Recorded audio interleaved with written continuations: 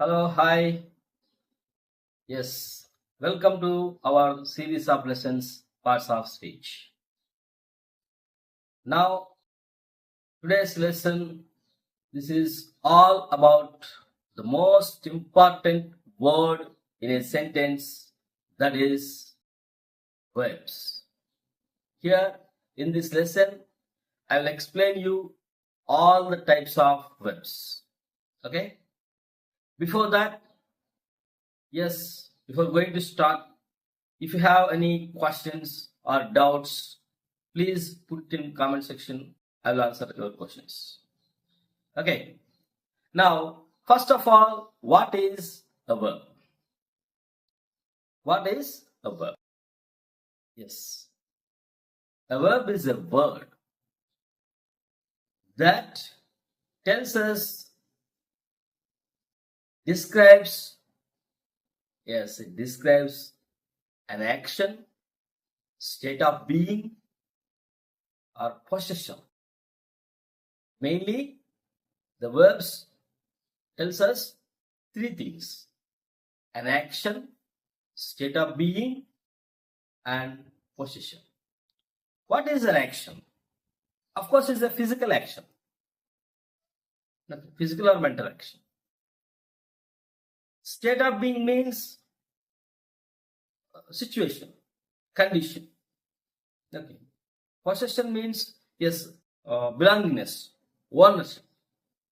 Okay. I'll give examples also. Okay. Before that, yes, I'll explain you one by one the types, and look at here, all of you. These are the types. These are the types. Yes, almost 10 types here we have. Okay, so come to here. It describes action, state, and position. This is a basic function of verb. It describes action, state, position. Action means any physical action. State of being means situation, condition. For suppose, yes, I'll give you an example. Yeah, she sings a song. Sings is a verb. Okay. Now, I'm a teacher. In that sentence, am is state of being, situation. That is my situation here. Okay. She has a car. That is another example. It shows belongingness, ownership. Right? Now, let's look at the types. First one, main verbs. Main verb or lexical verbs. We have another name for that. Yes, main verb or lexical verbs. So, the basic function of main verb is, it is expressing an action or state. Action in the sense here, as I said before, physical action. Okay, it's a physical action, right? Now, look at this example. She writes a letter. She writes a letter. Writes is a physical action. Okay. And she is a teacher. The verb is here is. Okay. Is is a verb. And this is describing the situation. Okay. State of being. That is the basic function of main verbs. Okay. Next. Come to the second one. Helping verbs or auxiliary verbs. It has another name. In English, we have 24 helping verbs. Yes. Those are B forms. B forms are 5. I'll explain you all those. It's not possible to write all this. Okay. B forms are 5. Is, am, are, was, were. Those are B forms. Of course, being is a forms. B1, B2, B3. Like that. So, we can set these 5 as a B forms. Is, am, are, was, were. And have forms. Have forms are have, has, had. Do forms. Do, does, did. Do forms. Models. Okay. Model tells the mood of the sentence. Okay. That means modals are example words like can, could, will, would, shall, should, may, might, must, ought to, used to, dare, need.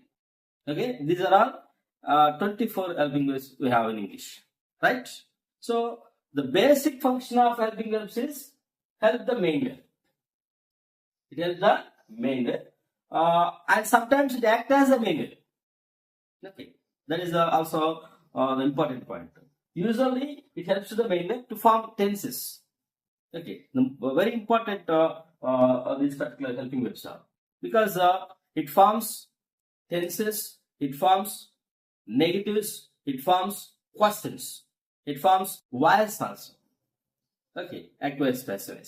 So that is the importance of helping verbs. So the main function is here help the main verb. Look at this example sentence. He is reading a book. Reading is a main verb. Is is a helping verb. Okay. So it is help to this main verb. But here in this sentence, he is a doctor. Second sentence. Is is here act as a main verb. Okay. Here it is act as a main verb. That's it. Now, next one in our list is transitive. Transitive verbs. Okay.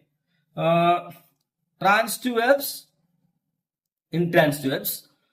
These are two, these also both are very important. Transitive verb means verb with object. Okay, verb with object. That means object of the sentence, direct object. Okay. Transitive, the action is transferring from subject to object. It is transferring from subject to object. That is transitive verbs, right? So look at the example sentence. She sings a song. She sings a song. Sings is of course here transitive verb. She sings what? We find the answer. Yes, a song. This is object. Now suppose the same sentence. Sorry, I read like this. She sings well. She sings well. In that sentence, well is not object. Okay. The word well describes how she sings. Are you getting the difference? Okay. So the receiver of the action is object. Okay. When the verb with the receiver of object, that is transitive verb. Is it clear? Right. Next one, intransitive verbs. Intransitive verbs. Yes, verb without an object. Here, usually these particular verbs doesn't have objects. Okay. Now, look at this sentence. Birds fly in the sky. Fly is here verb. It is intransitive. Okay. Always intransitive. Here you should remember one point. Some verbs act as both transitive and intransitive. Okay. For suppose previous example, she sings a song. Here sings is transitive. Another sentence, similar sentence. She sings well. In that sentence, the same word act as a intransitive. So some verbs always act as intransitive, and some verbs act as both transitive and intransitive. Okay, that is about transitive and intransitive verbs. And next, linking verbs. This is also very important. It connects the subject with the more information. Okay, these particular verbs joins the subject and other part of the sentence. Usually nouns and adjective. It's some kind of complements. Okay, it tells about the subject. Yes, verbs like be forms. As I said before, is, am, are, was, were. And seems, look, feel, appear. Okay. Yes, I read it 2 times. Feel, appear.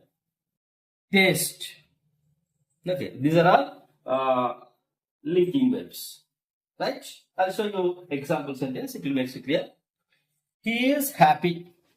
Simple sentence. Here, yes, of course, this is B form. Okay, B form.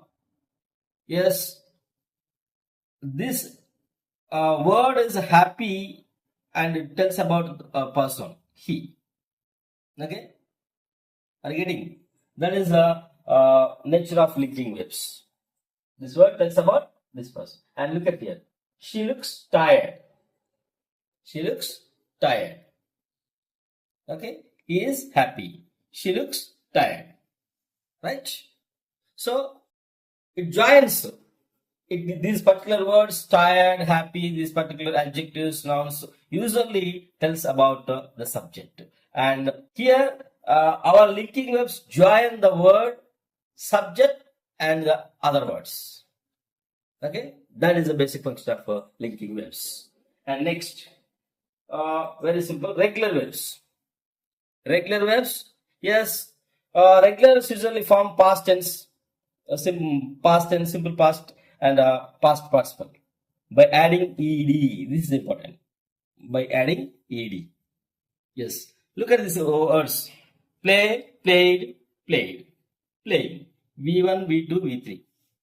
Here, for regular verbs, V2 and V3 are same. The conditional rule is here by adding ed. By adding ed and V2. This is V2, this is V1, this is V3. Okay, V2 and V3 both are same for regular verbs. By adding ed. Come to the irregular verbs. Okay. Yes, not form past tense by adding ed. This rule is not applicable here. It is not follow the rule. Look at this example words. Go, went, gone. V1, V2, V3. Present tense, past, past participle. Eat, ate, eaten. V1, V2, V3. All are different. Here, the rule of ed adding is not applicable. That is the difference between regular and irregular verbs. Okay? Next. Finite. Finite. Yes.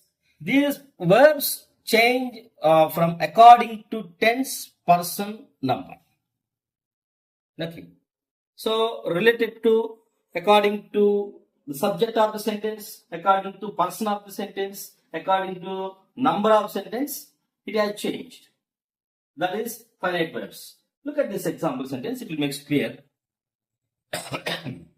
So, she writes daily. Okay. She writes. Look at here. Writes. Okay. They write daily. Here we use writes. Here in the sentence we said simply write. That is related to subject. Person. This is third person. Third person singular. He, she, it. Third person singular. When the subject of the sentence is third person singular, we add s or es to the base form of the verb. That is one particular rule. Okay. So, based on the subject and the persona, here the verb has changed. Look at this. This is plural. Of course, they are also third person, but it is a plural. When it is plural, we remove the s. They write daily. Simple. Okay. That's it. And come to next one. Non-finite. Yes. It do not change according to tense, according to person, according to number. These are not changed. Here, the difference is between these two, finite and non-finite. Finite according to tense, according to person's number, it has changed. But here, there is no change according to person, tense, and number. And here we have three types. Again, infinitive, gerunds, participles. Okay, infinitive, 2 plus infinitive. To eat. 2 plus base form of the verb. 2 plus base form of the verb. And gerunds, ing form. As a subject, eating is fun. Okay. Next, participle. I saw him running. I saw him running. This is running. I saw him running. Okay. So these are the common types in non-finites. The difference is in non-finite, yes, according to tense, it has not changed. It has not changed the form of the verb. That is the main point. That is the difference in that. And last one in our list is phrasal verbs.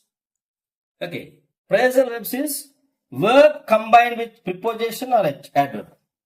Okay, combination of verb with preposition, and it gives different meaning. Not related to we have a lot of listed phrasal verbs we have in English. Lot of phrasal verbs we have. There's a combination of simply verb with preposition usually, and sometimes verb with adverb also. Look at these examples. Give up. Give up. Have you seen? Give up. Look after. Look after. Give up means to stop, quit. Look after means taking care. See, the usual meaning is completely different. This phrasal verb meaning. Okay, give up means stop, quit, and look after means taking care. Okay, so this is all about the types of verbs. Okay, this is about today's class. Thank you.